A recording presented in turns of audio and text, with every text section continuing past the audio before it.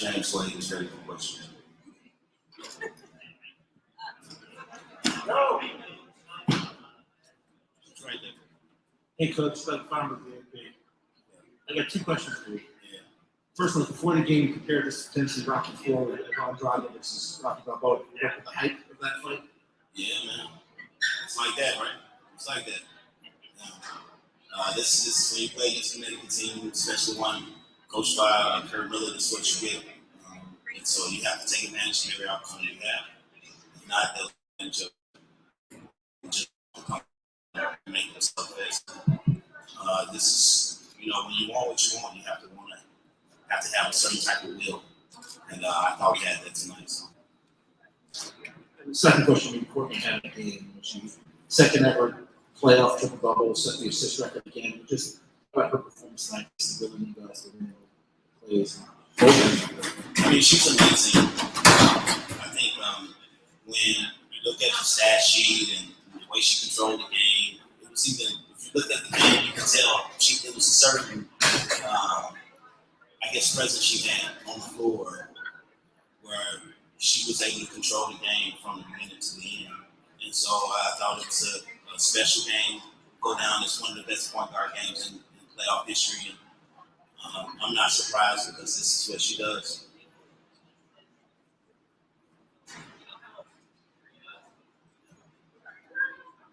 Coach, can you hear me? I can't. So, really quick, can you just speak to the resiliency of this team and what you said to times? We just had to stay together and keep playing our brand basketball. We thought that we had certain advantages on the floor and we wanted to continue to exploit them. They changed their coverage at one point, and so we went away from it. And it got us rattled, but we settled ourselves during the timeout. And once they stayed in coach, they had to get out of it. And I thought we did a good job down the stretch. And then a quick follow-up, game 2 is right around the corner. Just playing these short window games, if you will, is that more of an advantage for you? I think it's an advantage for who we want. Right now, we can't think about advantages or disadvantages. We just think about our brand of basketball and what we want to do. And the goal of each game for us is to have great games. So even if we play tomorrow, maybe a disadvantage for somebody, advantage for some, but in playoff basketball, it's just got to play. It's got to play. Thank you. Coach Jim Park from Women's Hoops World. Courtney had this team at 31, I think 38 buckets. Right. Just essentially tore up the best defense in the league. What you guys we play a certain way. So if you look at us traditionally, we are the number 1 assist ratio team in the league at 70%, and I think that's like number 1 in the league. Like 70% is like you had one team. I think it was the Indiana Fever in 2004 that was at 70% or something like that. So it just shows that we like to play together and we want to play together, and it makes everybody feel important because you want to make good decisions. So that's just something that we pride ourselves off of, and we know that we need to do that to move the ball and to be aggressive and make good decisions at the basket. And so it's no surprise. I think the biggest surprise is that we had to play 50 minutes of basketball, so we just happy we got it done. Yeah, Coach Michelle Williams, we're used to seeing the double-doubles from Courtney with assists and points, but I think he's tied her for high with rebounds. Can you just address how big it was that she was able to sort of to get those kind of boards in a game like this or possessions and so on? Well, we went into the series knowing that everybody had to rebound. This is important, like our guards grabbing rebounds is going to be really important for this entire series. We have to make sure that they don't have uncontested offensive rebounds, and we know they're going to crash the boards. And if we can rebound, then that's going to help us. So we want everybody to rebound. So you may see a 10 rebound from another guard in a couple of days, but it's an important part of what we want to do. Coach, can you hear me? I can hear you. All right, Alexis Guzman from No Brick All Bucket. I wanted to ask you, congratulations, first of all, on this big win. Thank you. So as you said, it was like a boxing match, it wasn't pretty, during sometimes. But what are some things you would like to clean up, going into the second game? I think the rebounding and the fouling. We want to make sure that we show our hands even more.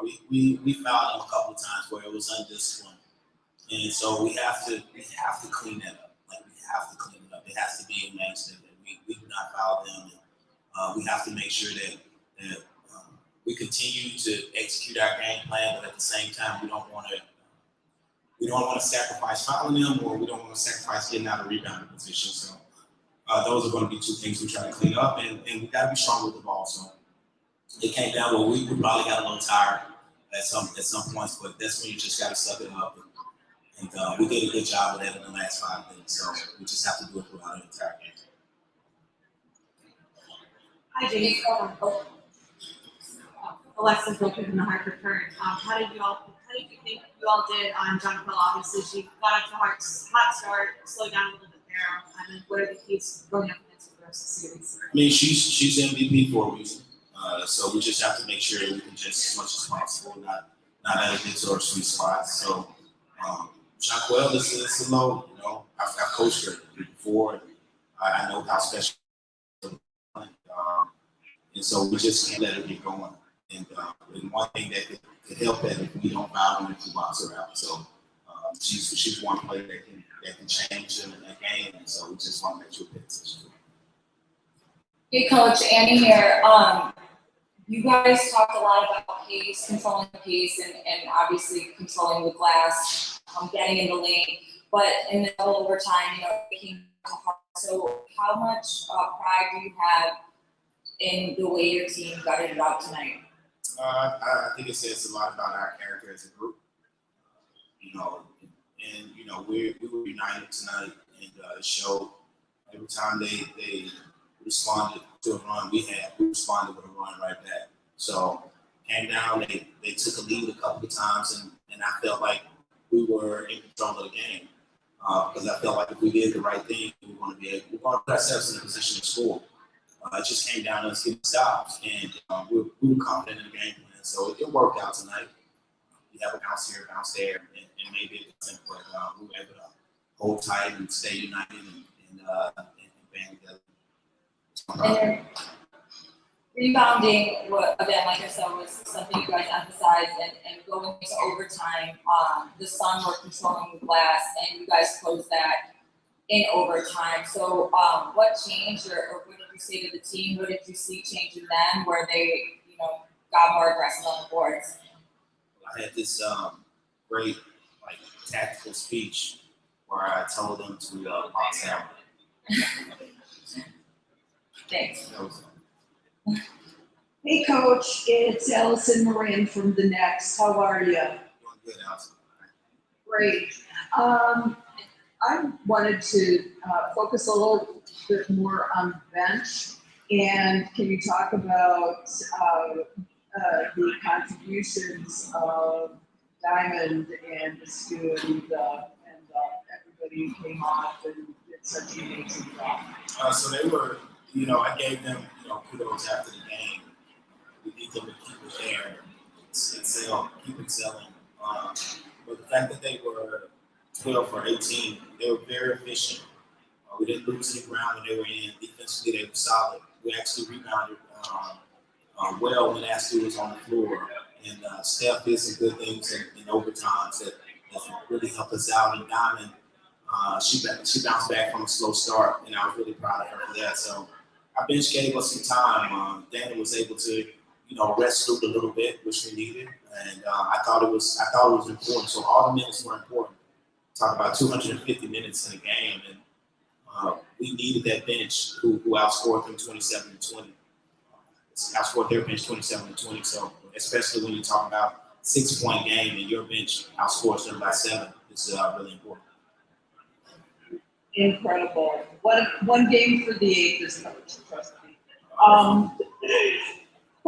Question number 2 is, how do you sustain this kind of level of play in the next 4 games if necessary? at least for game 2? We just have to move on. We learn from our mistakes and try to maximize the differences that we have in our advantages. And so, but we'll move on. This gives us confidence. Every game that you get confidence in the playoffs, it bonds you and bands you more and more together. And so we have to use that energy and use that positive reinforcement to keep it going and to take it a step further. Because it's going to be a physical game Thursday. They're going to come out and it's going to be a slugfight and slugfest. And so we have to make sure that we're clean in the way we play and we execute the way we need to execute in order to be successful. Thanks, Coach. Congratulations. Thank you. Hey, Coach Wade, Knowles here from Beyond Winter Sports. My first question for you is, tonight, Candace is the only one on the floor with playoff experience. How much did the other players lean on her down the stretch in that second overtime? I would be, not a good coach if I didn't correct you on that, but she's not the only person with playoff experience on that team. I'm sorry, championship experience. I'm sorry. With a championship, let's say with a championship. With a championship. We had some players playing the finals. Right? Yeah, I'm sorry. All right, with a championship, she is, and so we lean on that. So we expect her to be that leader that helps us out in the bind and helps us get through certain things. But and that's how it is. We appreciate everything that she brings to our team, and so we just have to make sure that everybody's ready to respond in that situation. And my last final question is, I actually did my homework in the pregame. All right. 2007 Indiana pregame. I looked up where they finished. Yeah, Just look. I already know. They lost 2-1 to Detroit, right? Yep. When? In 2007, the top defense in the league. But when did they lose? I'm trying to think. I don't know. I just didn't get it. Lost in the semifinals. So there you go. Thank you. I want you to break down the reasons why you were able to slow it down so you could contest the momentum and the bomb you into the second overtime. I think I think we did a better job of staying in front of them. I think we did a better job of not fouling them, and I think we were able to get key rebounds that we weren't getting consistently throughout the game. And so, doing that, we were still able to, get to places on the floor that we want on the offensive side of the ball. But we knew that winning this game was going to be on the defensive end, and we were able to execute against a great team on the defensive end. I want to get your thoughts on Kansas Parker's 22 points along with the score. I thought they were big, Candace, the 39 minutes that she played, I thought she made key plays for us down the stretch, and I thought that was big. I thought she battled all night, even though we had a size disadvantage as far as putting her on the ground. Jones, I thought she battled. We was able to make key stops when we needed. As far as Courtney is concerned, I can talk about that performance for a long time. They will probably go down as one of the best performances from a point guard in WNBA playoff history. The fact that she was able to have the game, control the game that she had, not only having 18 assists, but only having 4 turnovers with those. And, having second triple-double in WNBA playoff history is amazing, especially on a night like tonight. We play against the number 1 team with the best coach in the league, the best player in the league, and you're able to lead your team to victory. I think it's amazing. Appreciate your insight and good luck in game 2. Thank you. Hey, Coach, this is James Kennedy.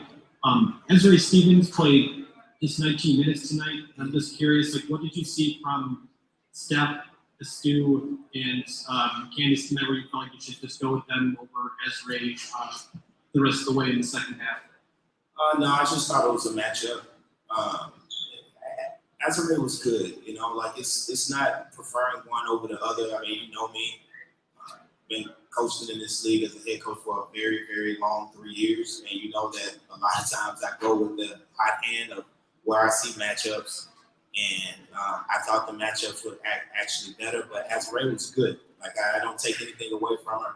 It's just what I felt like we needed at the time, and sometimes it backfires. You know, sometimes I don't get it right, and then maybe I did get it right. Maybe Azrae would have finished with a double-double, and we would have won the game by 15, but I just felt like where we were at the time, that's where the matchup took us, and we just went with it. Absolutely. One last thing, just given that there were 2 overtimes, for it as it comes in the fourth quarter to give Courtney some rest the rest of the way. It was big. It was big because we needed to get some rest, and we didn't know, like, you can't look into the future and say, hey, this game has 15 more minutes, and that little rest that she gave her helped her out so big. Helped her out so big, and I thought when Stu came in, she was refreshed and she was just ready to go. Thanks, Coach. All right, thanks, guys. See you Thursday.